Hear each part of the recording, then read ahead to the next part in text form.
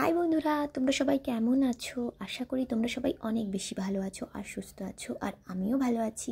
আর আজকের ব্লগটা নিয়ে চলে এলাম সকাল সকাল। তো বন্ধুরা দেখো, সকালে তো ছেলেকে স্কুলে পাঠিয়ে দিয়েছি, আর তারপরেই এই ঘরবাড়ি মাই ঝাড় দিয়ে দিয়েছিল। তারপর দেখো আজকে ব্রেকফাস্ট করতে বসে গেছি তাড়াতাড়ি। তো বন্ধুরা সকাল সকাল মানে শীতের সময় না খিদেটা একটু তাড়াতাড়ি পাই, তো সকাল সকাল দেখবে মানে খুবই খিদে পায়। তো সেই জন্য ব্রেকফাস্টটা আজকে তাড়াতাড়ি করে নিচ্ছি, তারপর কিন্তু রান্নাবান্নাগুলো পরে করব। তো বন্ধুরা প্রত্যেক দিন তো সংসারের বিভিন্ন রকম কাজ তো কন্টিনিউ থাকেই, তো সবসময় সব কিছু সম্ভব হয় না যে তোমাদের সাথে শেয়ার করি, আর সেই সুযোগটাও থাকে না। কখনো কখনো কাজগুলো খুব ঝটপট করতে হয়, আর একটা সংসারে প্রচুর পরিমাণে অনেক অনেক কাজ থাকে বন্ধুরা। তো সেই কাজগুলো কিন্তু আমরা হিসাব করতে পারবো না, এতই কাজ থাকে। আর বন্ধুরা ব্যস্ততম বলতে গেলে সকাল থেকে রাত পর্যন্ত বিভিন্ন রকম ব্যস্ততার মধ্যেই দিনটা কেটে যায়। তো সংসারের কাজ, ছেলের পড়াশোনা, স্কুল এই সমস্ত করতে করতে দিনটা আমার একদমই কেটে যায়। আমি কিন্তু সারা দিনে রাতে একদমই টাইম পাই না। তো বন্ধুরা দেখো, আজকে আমি বানাবো ফুলকপির ডাঁটার তরকারি। তো ফুলকপির ডাঁটা দিয়ে অসম্ভব মজার এই রেসিপিটা দেখো, পাঁচমিশালি সবজি দিয়ে বানাচ্ছি। আর বানাবো একটুখানি কালকের চিকেন ছিল, তো কালকে বলতে না, দুদিন আগেরই রাখা চিকেন ছিল ফ্রিজে, সেই চিকেনটা আর একটু ওই বেগুন ভাজা। তো বন্ধুরা এই আর কি আজকে দুপুরের লাঞ্চ হবে। আর দুপুরের যেহেতু বাঙালি আমরা, তো বাঙালিদের তো একটা তরকারিতে মন শান্তি পাওয়া যায় না, বাঙালিদের 2-3 পদ না হলে হয় না। আর বন্ধুরা তোমাদেরকে একটা কথা বলি যে অবশ্যই অনেকের অনেক রকম মন্তব্য বা অনেক রকম কমেন্ট ইতিমধ্যে আমি দেখতে পাচ্ছি। তো ইসলামে আসার পর বিভিন্ন রকম লোকের বিভিন্ন রকম কমেন্ট তো আছেই। এখনও পর্যন্ত ভালো কিছুই দেখতে পাইনি, সব ক্ষেত্রেই দেখতে পাচ্ছি খারাপ, যেন মহান যাকে বলে পাপ বা কোনো কিছু। তো বন্ধুরা পাপ পুণ্যের বিচার করার দায়িত্ব উপরওয়ালা সৃষ্টিকর্তার। তো সেখানে মানুষ হয়ে আমরা কারোর পাপ পুণ্যের বিচারটা করতে পারি না। আমরা সবাই মানুষ, সাধারণ মানুষ। হ্যাঁ, মন্তব্য করতে পারি, কিন্তু পাপ আর পুণ্যের বিচার কখনোই করতে পারি না। যে যার কর্মের ফল সে তার ভোগ করবে, তো সেটা দুনিয়াতেও ভোগ করবে আর পরবর্তী জীবনেও ভোগ করবে কর্মের ফলটা। তো বন্ধুরা কর্মের ফল সঙ্গে থাকবে, কন্টিনিউ থাকবে, আর আবার সঙ্গে যাবেও। তো সেক্ষেত্রে আমরা আমাদের কর্মের ফলটাকে যদি ঠিকঠাক করি, তো সেক্ষেত্রে আমাদের জীবনটা অনেকই বন্ধুরা সহজ সরল হয়ে যায়, জানো তো বন্ধুরা। আর এখন দেখো এই বড়িটাকে ভেজে নিলাম, আর এইভাবে বড়ি ভাজলে বন্ধুরা তেলটা কিন্তু বেশ কম লাগে, আর একদমই খুবই অল্প তেল মশলা দিয়ে আজকের এই ফুলকপি, নামটাও ভুলে যাচ্ছি, ফুলকপির ডাঁটা আর পাঁচমিশালি সবজি দিয়ে তরকারি করব আর কি। তো বন্ধুরা মাঝে মধ্যে কি বলবো সেটা বুঝতেই পারছো। দেখো কথা বলতে বলতে কি রান্না করছি সেটাও মাইন্ডে থাকে না, যে কি করছি। তো ভয়েসটা যেহেতু আমি পরে দিচ্ছি, তো সেই সময় সঙ্গে সঙ্গে হয়ে ওঠে না ভয়েস দেওয়া। তো সেক্ষেত্রে কিন্তু দেখে দেখেই বলতে হয়, বা আর সেক্ষেত্রে ভিডিওটা যদি আবার না দেখা যায় তাহলে কিন্তু আরও প্রবলেম হয়, তাই না বন্ধুরা। তো দেখো ওই যে বললাম না, কর্মের ফলটা এই দুনিয়াও ভোগ করতে হবে, ওই দুনিয়া। তো সেক্ষেত্রে আমাদের যে কাজটা আমরা কাজ করে চলি, আমাদের কাজটা আমাদের সাথেই থাকবে। তো আমরা মানুষের সাথে ভালো ব্যবহার করলেও তার ফল এক পাবো, আর মানুষের সাথে দুর্ব্যবহার করলেও তার ফল এক পাবো। আমি জেনে না বুঝে যদি কোনো মানুষকে একটা বাজে মন্তব্য করি বা বাজে কথা বলি, সেটাও কিন্তু বন্ধুরা খারাপ, জানো তো। তো মানুষের আসল পরিচয়টা জেনে বুঝেই তখনই সেই মানুষটাকে আঙুল তুলতে হয়। তো ইতিমধ্যে বেশ কিছু কমেন্ট দেখতে পেয়েছি বা কমেন্ট এসছে, তো সেগুলো এখনও পর্যন্ত একটাও ভালো কমেন্ট পাইনি যে ইসলামে আসার পর কারোর ভালো কেউ কেউ ভালো বলেছে। তো সেক্ষেত্রে সবারই যারা হিন্দু নাম, তারা তো হিন্দু, অবশ্যই হিন্দুস্তানে যারা বাস করে সবাই আমরা হিন্দু। সে হিন্দু কি মুসলিম কি খ্রিস্টান কি সবাই হিন্দু, বাট হিন্দু ধর্মটাকে একদম আলাদাভাবে ডিক্লেয়ার করা হয়, যেহেতু সনাতন ধর্ম বলে কেউ বলে না, সেহেতু সনাতন ধর্মের মানুষদেরকে হিন্দু বলেই আমরা জানি। তো সেক্ষেত্রে তাদেরকে হিন্দু বলেই আমরা গণ্য করি। তো বন্ধুরা তারা এখনও একজনও কেউ বলেনি যে ভালো, তাদের সবারই কষ্ট হচ্ছে, যারা যারা কমেন্ট করেছে না, তো তাদের সবারই প্রবলেম হচ্ছে। তো প্রবলেমটা যার হচ্ছে তার ব্যক্তিগত ব্যাপার। তো আমার মেন উদ্দেশ্য হচ্ছে ইসলামে আসার আমার কি উদ্দেশ্য, আমি কি উদ্দেশ্যে ইসলামে এসেছি। তো এত বছর তত বছর আমি ইসলাম থেকে দূরে ছিলাম, আমি ইসলাম ধর্ম সম্পর্কে মানিনি, জানিনি। আর এখন আমার কি হলো এমন। তো ইসলামে আসার আমার মেন যে উদ্দেশ্য সেটা কিন্তু এখনও আমি তোমাদের সামনে প্রকাশ করিনি, সেটা আজকে প্রকাশ করছি। তো মেন উদ্দেশ্য হলো আমি সঠিকভাবে আমার যেটুকু জীবন আছে সেইটুকু জীবনকে পালন করা। ইসলাম ধর্ম কিন্তু মানা বন্ধুরা পৃথিবীর সব থেকে টাফ ধর্ম। তো সেখানে কিন্তু মানে কি বলবো, মানুষ সব ধর্মর থেকে কঠোর ধর্ম বলতে পারো ইসলাম ধর্ম। ইসলাম ধর্মে সব কিছু শর্ত সাপেক্ষী, মানুষের খাওয়া থেকে আরম্ভ করে শোয়া থেকে আরম্ভ করে মানে নিজের মুখ দেখা থেকে আরম্ভ করে বিভিন্ন রকম টয়লেটে যাওয়া থেকে আরম্ভ করে সব কিছুর পিছনে কিন্তু কারণ অকারণ সব কিছু মেনেই চলতে হয়।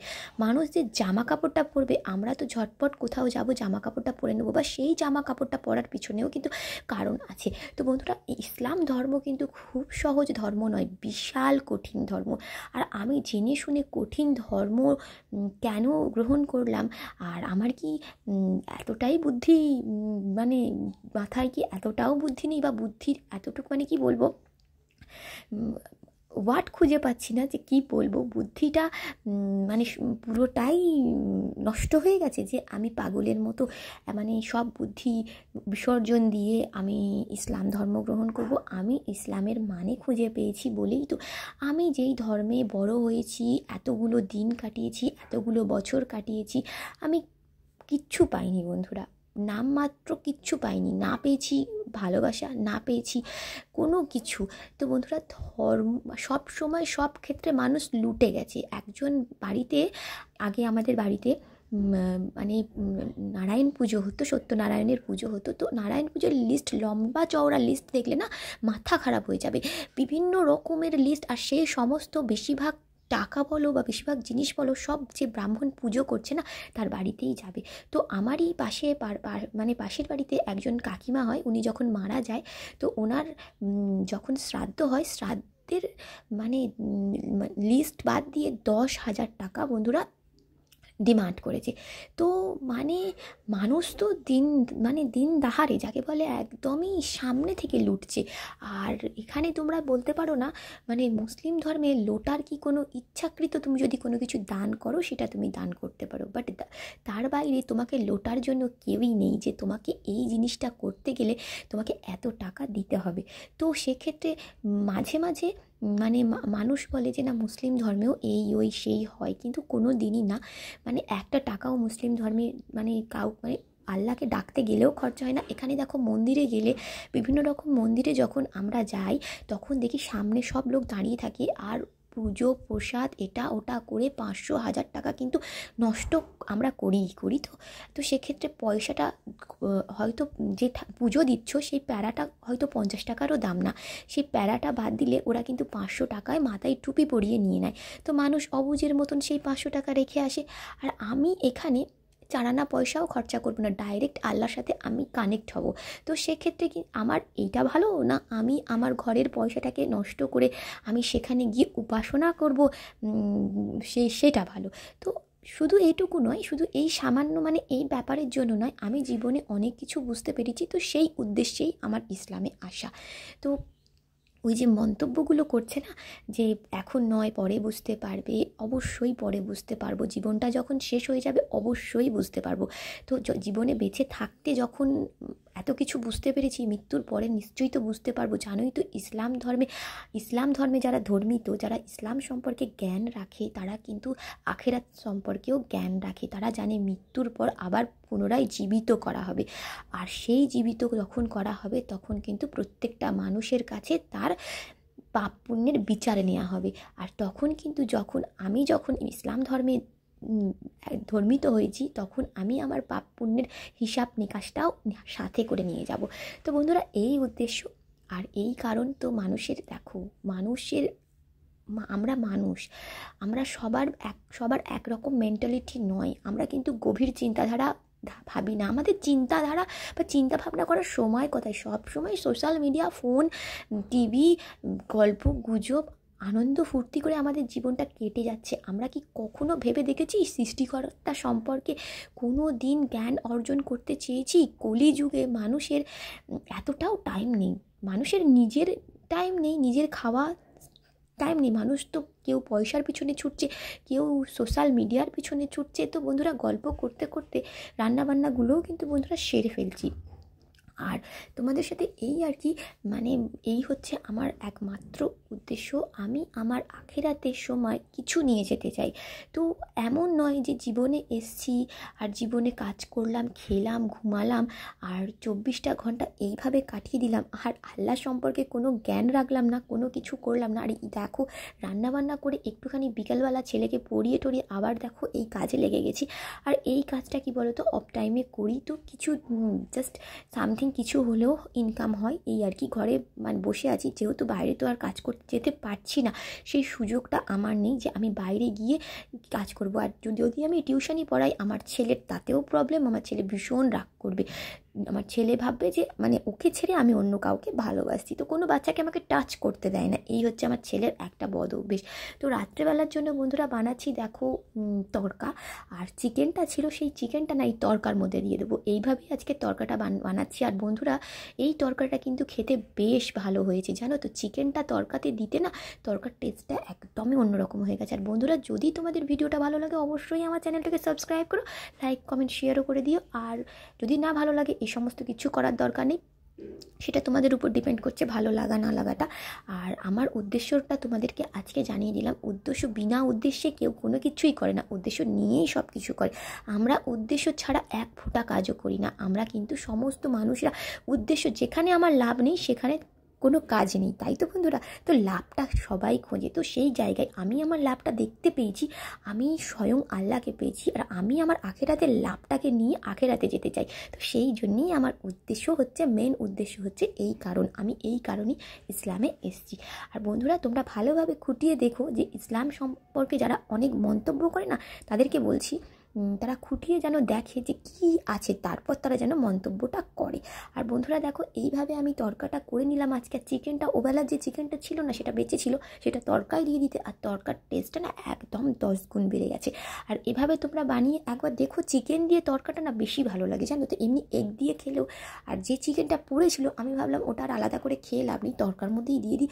একেবারে তড়কাটাও দেখলাম যে ভীষণ টেস্টি হয়ে যাবে। বেশ কিছু রুটি করতে হবে রাত্রেবেলার জন্য, সেটা মাকে বললাম আজকে আমি আর কিছু করব না, তো রাতের রুটিটা মা করে নিলাম, আর এই তড়কাটা আমি করে দিচ্ছি। আর তারপর বন্ধুরা আজকে রাত্রে এই তড়কা দিয়ে রুটি খাওয়া হবে। আর ওবেলার ওই চিকেনটা ছিল বলেই দিয়ে দিয়েছি।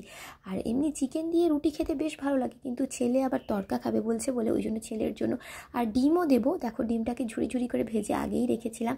আর এই তড়কাটা কিন্তু খেতে বন্ধুরা বেশ ভালো লাগে। শীতকালে তো রাত্রে, যেহেতু শীতকাল না, আমরা 12 মাসই রাত্রে রুটি খাই, তো সেক্ষেত্রে রুটিটার সাথে তড়কাটা কিন্তু বেশ জমে।